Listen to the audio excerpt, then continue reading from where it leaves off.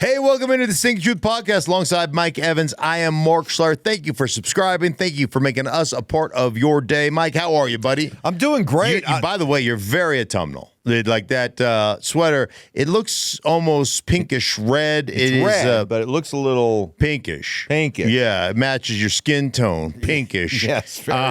So if you like, just kind of go like yes, this, like your cheeks. Yeah, I mean, it looks rosy. but you look great. Thank you. You're great. How did you find out you were autumnal? I think it was one of those things that my mom, I had a girlfriend or whatever, and they were like, you're a fall. A fall. You have a fall palate. Yeah. My wife once tried to do go get tested for that. You know what I told her?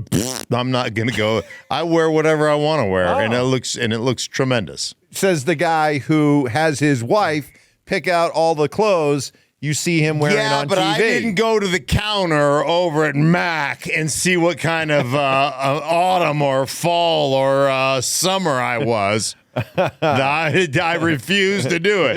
Yeah. Says the guy who literally his wife lays his clothes out. Yes, she does. And packs them for him before he goes on a road trip. She didn't pack them for him. She just lays them out. Just lays them out. I fold them and pack them. Oh. Mr. Autumnal. Mr. Independent. I can't even believe right you here. would know that. It's embarrassing. I'm embarrassed for you. You know what's Yes. funny? What's that? I was looking at the AFC standings on Tuesday morning, and it struck me. Here are your first place teams as of right now. Okay. New England, Yes. Pittsburgh, Indianapolis, Chargers. No Buffalo. Mm-hmm. No Baltimore. Yeah.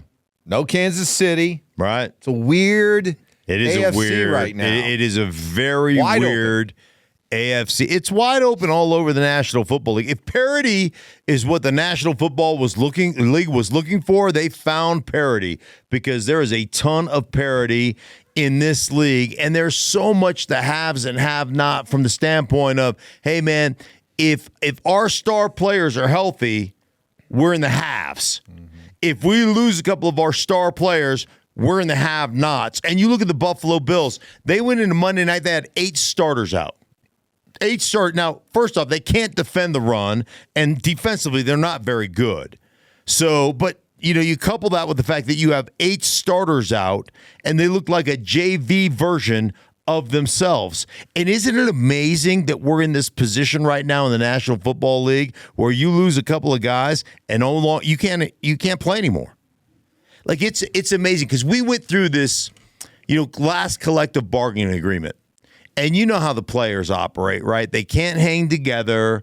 They can't stand firm, right? They can't get more money, so they settle for less time. The equation is we can't get more money, so let's settle for less time. And what has it done to you as a player? Time being practice time, that kind of time stuff. in the facility, time together, time with this, right? Time in full pads. All right, so here's our money that you're not budging on as owners because you love money, right? And here's the time, and that's all we can negotiate with is less time in the facility, less time working on your craft, more time becoming a track athlete somewhere else in a different state, right? And what's happened, in my opinion, is the quality of the NFL has waned. It has slipped. And I can't remember a time, Mike, I think back to the time I played, right? When we didn't care about player safety. Like we were peel back blocking and we were doing things that, that now you would look at like you guys are atrocious human beings for what you did back then. But do you remember guys being this hurt all the time? Do you remember so many ACLs? Do you remember so many Achilles tendons? Do you remember every week a guy comes, a premier player in the league gets bounced with a season-ending injury? So how are you going to be good at playing football in pads and hitting and contact if you never actually work at playing football in pads and when you're hitting and with contact? Well, I think another angle, and I think you're 100% about that, but I think also another thing that in talking to you over the years about this stuff is that you played on teams that the backups were men. Like they were established veteran players. And now in the age of the salary cap and everything, how much of that back end of your roster is just made up of a lot of young, cheaper guys? And how much does that affect that when a team like the Bills have a bunch of injuries, that you just don't have the backups to turn to, like maybe during your day, which leads to what we have right now, which is a wide open NFL. When I got drafted to the Washington Redskins, every guy that was basically on our offensive line with the Hogs had played somewhere else 4 or 5 years, started, and was backing up with Washington. Mm-hmm. And I played with a guy named Ray Brown, who's a Pro Bowl player. Ray Brown played 20 years in this league, was a great, not a good player, a great player. He really didn't play for his first 6 years. You know, the guys got developed. And it's really interesting. You're 100% right, because we pay, you know, the rush defensive end and the outstanding cornerback and the wide receiver, and then we pay, you know, the left tackle. We play the quarterback. We play that, like, we pay those guys exorbitant amounts of money. And then we're like, okay, where can we save money from the cap? And it's backup players. It's you know, backup offensive linemen, backup players, backup this, backup that. And the next thing you know, all of a sudden you got to rely on those guys. And how have you developed them? Well, you haven't. They're not allowed in the facility in the offseason. Can't train there. You know, can't work on football stuff. And then, you know, you can't be in pads. You can't hit each other. And you can't actually develop the skill set that is required to play the game. But, you know, you're lamenting this and you're talking about this as sort of a negative. But I think if you're a fan of a team that's in the AFC or NFC, but we're talking about the AFC right now, you love it. Okay, what you're saying is a weakness in today's NFL is a strength, because it brings a lot of teams now are in the mix. A lot of teams are in the hunt. Right. And for fans, they can look at their team and say, why not us? Yeah, but at what point?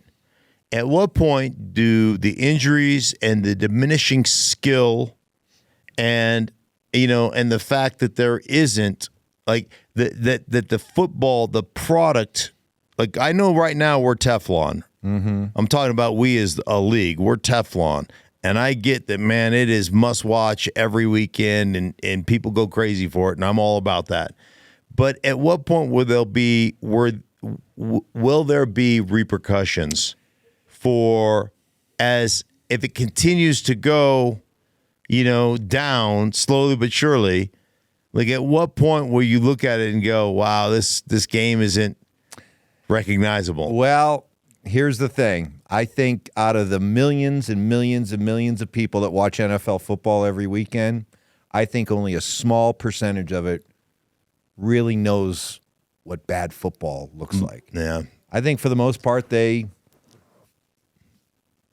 see football, they love football, they enjoy it. I don't think many of them are sitting back going, you know, the quality of play isn't as good as it was 5 years ago, 10 years ago, 15 years ago. I just don't think I think the vast majority of football fans out there really just don't. I agree with you. And I've told you this before, man. Roger Goodell stopped me 2 years ago or a year ago at a game. Go, hey, man, Mark, what are we going to do about all the quarterback injuries? So many quarterback injuries. What are we going to do? Like, we've got to prop up our quarterbacks. That's why all the rules, you know, like, can't hit him low. You can't hit him knee or lower, but you can't hit him high. You know, there's this little target right on his belly, but you can't you can't land on top of him. If you hit him and you start to go on top of him, you got to roll to your side. And, like, I mean, what are we doing, right? Those guys are supposed to be football players, right? What are we doing? And that's why I always say, put them in pink jerseys. They're not football players or quarterbacks, right? But and I said to Roger, I go, I don't know, maybe we should practice. Maybe the guys up front, like, that are tasked with protecting the quarterback, maybe those guys need reps. They need to understand how to. But, you know, but back to my point. Like, all right, for your area of expertise, offensive line, would you say offensive line play is horrible? Yes, I would. Horrible. Horrible. As bad as you've ever seen it. Yep. I bet you 85, 90% of the people out there who watch NFL football every Sunday have no clue that offensive line play is as bad as you've ever seen it.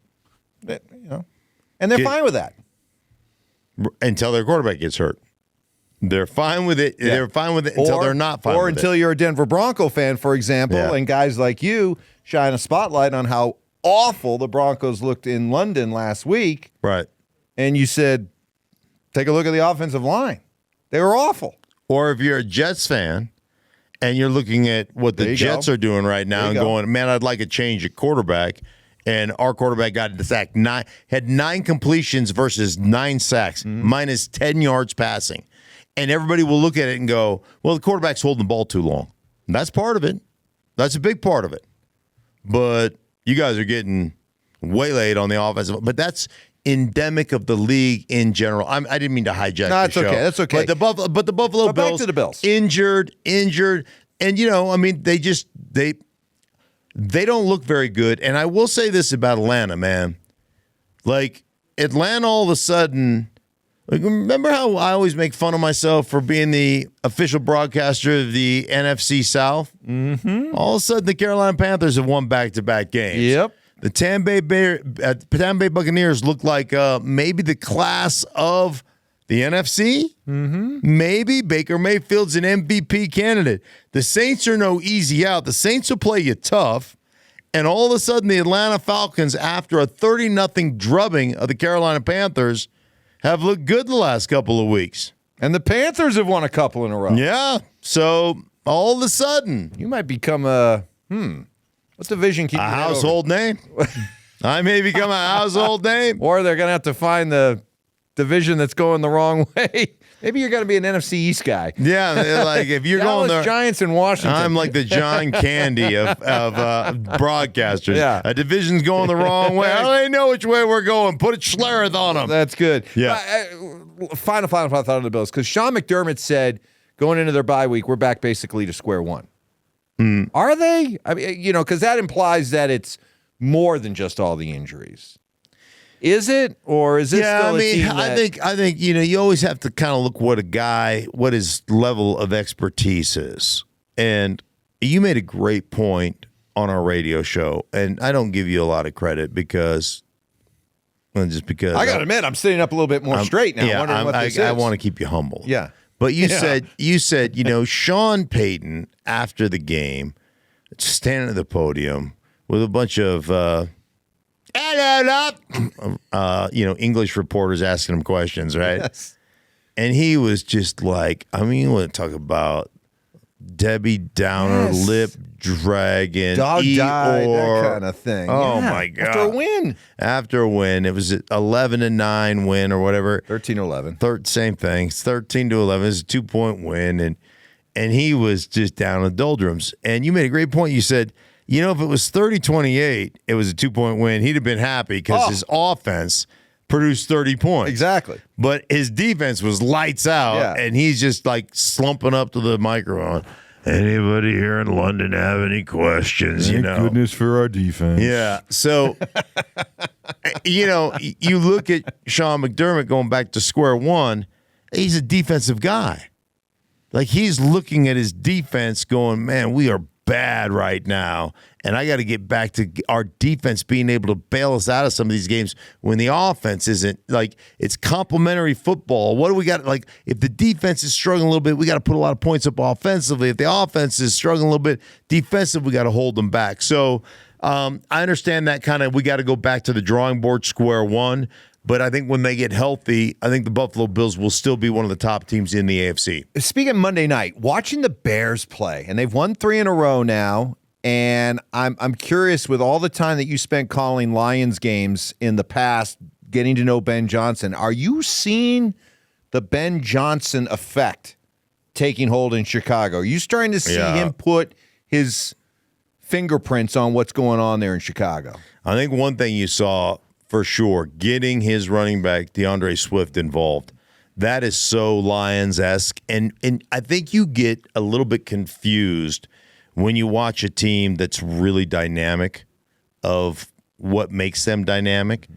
Like in Detroit all those years, you saw Jared Goff completing, a super high percentage of his passes.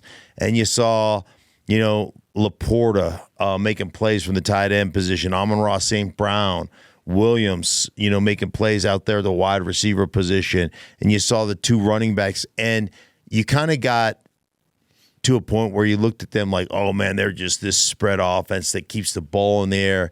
Man, they were a power run, nasty, control the line of scrimmage football team that had enough weapons on the outside to take advantage of what they really did well. And I think you saw, or you have seen, some of that. Now it's just a matter of, can you get Caleb Williams playing to a level that you can consistently win with? Because he's not there yet. He's just not. I think the other night he completed 58% of his passes. He is not there yet. And a lot of that has to do with what you were working with when you got him. Like if you look at throughout, and I'll go all the way back through his entire career, not that I watched him in high school or anything else, but we have now a contingent of players who are coming up through the program where their whole life has been 7-on-7 camps, right? And these 7-on-7 leagues. And it's all about passing. And it's all, again, about shorts and T-shirts and all those different things. And then you go to a place like, you go to college, USC, or where was he? Was he at Oklahoma before USC or wherever he was before USC, where all you're doing is playing off schedule. And you're not on schedule in any way, shape, or form. And it's about hold on to the ball, scramble around, get a guy that's more athletic than the guy that's covering him in the open and chuck one down the football field. And now all of a sudden you have to play disciplined. You have to play on time. You have to play on schedule. Your footwork has got to correspond to the route combination that you're throwing, and it's got to be picture perfect. And if anything is off, then the play is off. And that's not his strong suit. And I've talked to Ben Johnson throughout the offseason and in the beginning of the season, and work in progress. And they have worked exceptionally hard, and he's got nothing but positive things to say about Caleb Williams. But there is a work in progress that is going on, and they are not anywhere close to where they want to be.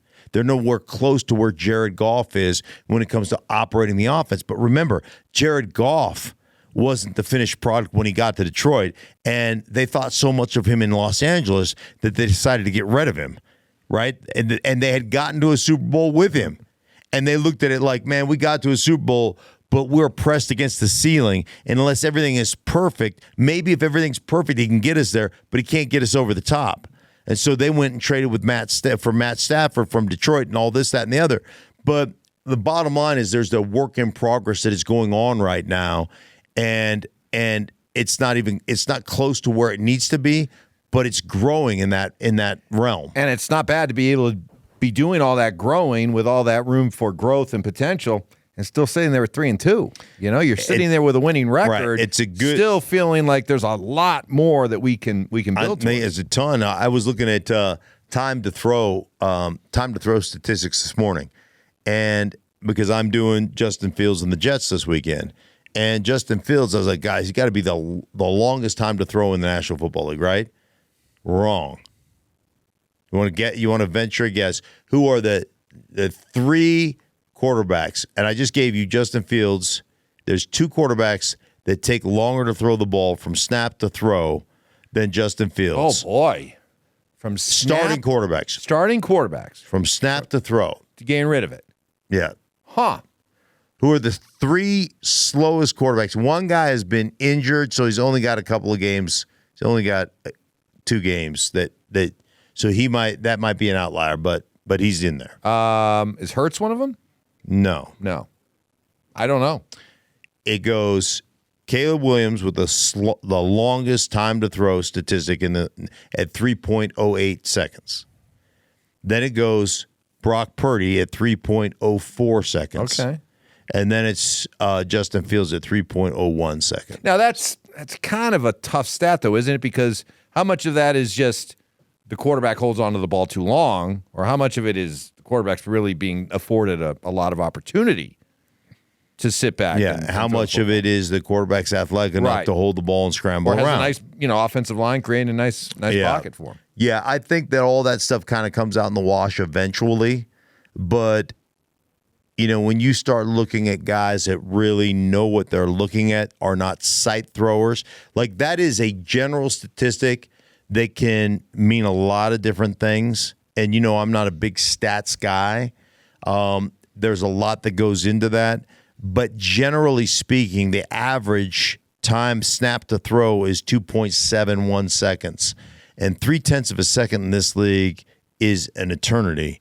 And so one of the things that you always think about is, man, how quick can we get the ball out of our hands and into the playmaker's hands?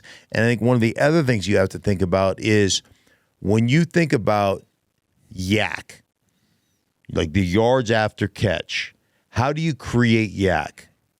And yak to me is created by being on time and being accurate. And the best quarterbacks in the world will basically communicate defensive leverage with ball placement. So if I throw it, you're standing here and going, and I throw it here to you, that's telling you, man, you've got defensive guy coming up from your left-hand shoulder that's about ready to take you out. I'm going to throw it over your right shoulder to have you spin into the ball, and then you can get me an extra 3 or 4 yards. Yep. So yak yardage oftentimes, from my perspective of being around this game for a long time and watching it, yak yardage comes from accuracy of quarterback, putting it on receiver to communicate body language and leverage of the defense to say, if you turn to your inside right now, you're going to get an extra 4 or 5 yards. If I put it here, bam, tackle. Right? If I put it here and you got to go up and get it, then you come down and you got to regather yourself, bam, tackle. If I put it down on the ground on your shoelaces, I did a game last week with Jacksonville.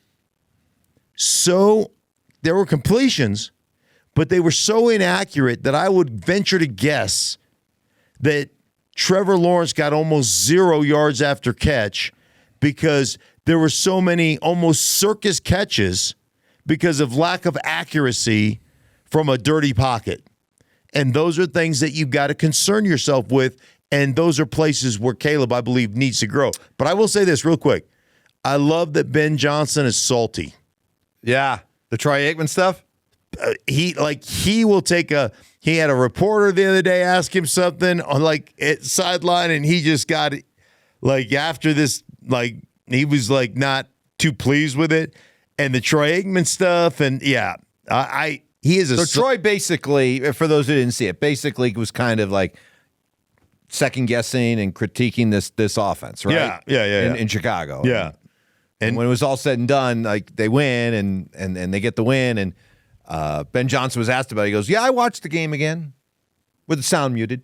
Yeah, exactly. I don't want to hear from Troy Aikman. I don't need to hear from anybody. I like that about it. And as a player, man, you love that about your coach, right? Hey, man, I may be the village idiot, but or my player may be the village idiot, but he's my village idiot, and I'm going to protect him. Do you see the Dan Campbell influence on Ben Johnson now that he's a head coach? Yeah. I mean, Dan pulls it off a different way because he was a former player. But you see Ben Johnson in the capacity that he's in, adopting some of that Dan Campbell swagger. I think the most important thing is for you to be authentically you. And I think that Ben Johnson was locked in his room in his office being a mad scientist, and you really didn't get to see it very often. And you certainly, didn't. There's not a lot of press conferences that way or whatever. I think you're seeing who he really is. That dude's a competitive cuss that loves football and really understands the game. Salty about it too. Oh, and I love it when you get a little salty. I gotta ask you about, man. We all kind of thought that Mike McDaniel would be the first coach fired. Ended up being Callahan with Tennessee, but you continue to hear and see stuff coming out of Miami that just makes you wonder what's going on there. The latest, Tua Tagovailoa after the game the other day was like, we got to have better leadership. We have these player-only meetings. Guys are coming in late. Guys aren't showing up at all. Should you be airing a team's dirty laundry like that? I mean, we love it, right? I mean, we love the fact, okay, that's what's going on there. That maybe helps explain a lot. But in your role, especially as a quarterback, is that something that you should be putting out there on the street, putting your team's business out there on the street? No, it's a bad look for Tua. You shouldn't do it. It's a horrible look for the organization. And there is a lack of institutional control.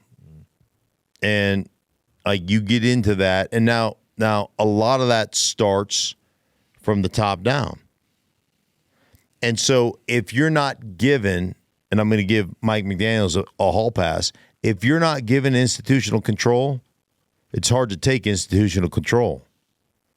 And I'll go back to a couple years ago, I called a game in Miami, and I'm at the Friday practice, and there were all kinds of business people out on the practice field. And my understanding was, and I may be wrong, but this is what somebody told me that's part of the organization, that was the owners, some of the owners' friends, investors, come watch us practice. Like, and the whole time I'm watching this practice, and like, I thought it was the worst practice I'd ever seen for a Friday practice.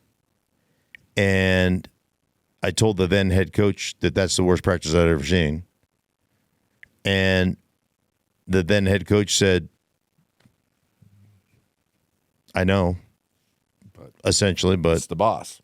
He's the boss. Mm-hmm. And so the point being is, if you're not given institutional control, it's hard to take institutional control. And if you're allowing guys to be late, and you're allowing guys, like, fining them a couple $100 or $1,000, whatever it is not. You got to take away recess, but you have to have the authority to take away recess. And if you're going to bench a guy and say he's not going to play, and the owner says, bullshit, I'm paying that guy millions of dollars, he's going to play. And I don't know if that happens or not, but it's really hard to have an organization that is disciplined and is honed in. And certainly, it's a bad look on Tua, but it's just right now I would just have to say it's a really bad organization, poorly run organization. And I get what you're saying, and I know from the player code and all that, that's just stuff you don't put out there. But speaking as a fan, if it's that bad, well then thank you for saying that kind of stuff. Because maybe if that stuff gets out there and is public enough, and enough people are reacting to it, like, what the hell's going on in Miami? Well, then maybe it forces change and it forces improvement. How beneficial is it if everybody closes ranks and that stuff doesn't get out in public, and then you still have leadership that doesn't do anything to react to it? Well, what have you accomplished? So maybe it's not the code, what Tua did, but at least it's out there.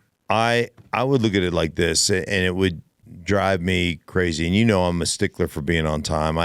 That's one of my biggest pet peeves. And I am just on time. It's just the way I'm wired. Mm-hmm. But I always thought about being habitually late, and there are guys that are just habitually late. What you're saying when you're late all the time, just write this down because you're going to want to keep this. I love this line. I know where you're going. When you're late all the time, you're just habitually late.